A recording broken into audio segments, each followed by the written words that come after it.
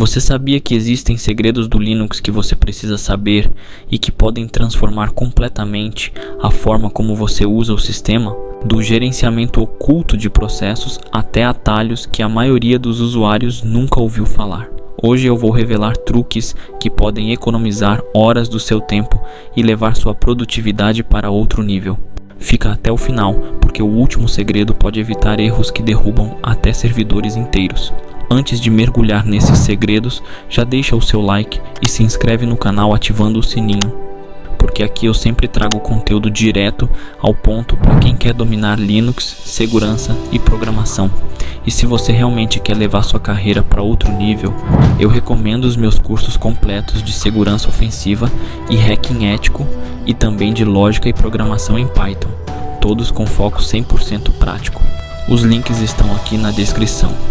E não esquece, segurança começa em você. Eu consegui um desconto exclusivo no antivírus da Kaspersky, também no link da descrição. Proteja seus dados com quem realmente entende do assunto. Segredo 1. Corrigindo erros de forma instantânea. Você sabia que pode repetir o último comando com privilégios de root sem precisar digitar tudo de novo? Basta usar sudo.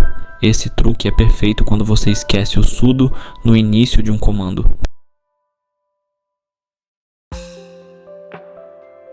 Segredo 2. Histórico invisível do terminal.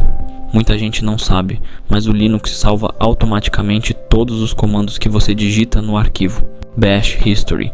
Isso significa que se você digitou uma senha por engano no terminal, ela pode estar lá, exposta. Para limpar, use o comando history c history .w.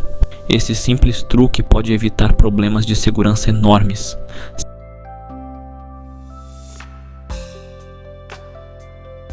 Segredo 3. Monitoramento rápido com um único comando. Quer saber tudo o que acontece no sistema em tempo real? Use o comando htop. Ele é como um gerenciador de tarefas do Linux, mas muito mais poderoso. Você consegue identificar processos pesados, matar tarefas travadas e até ajustar prioridades.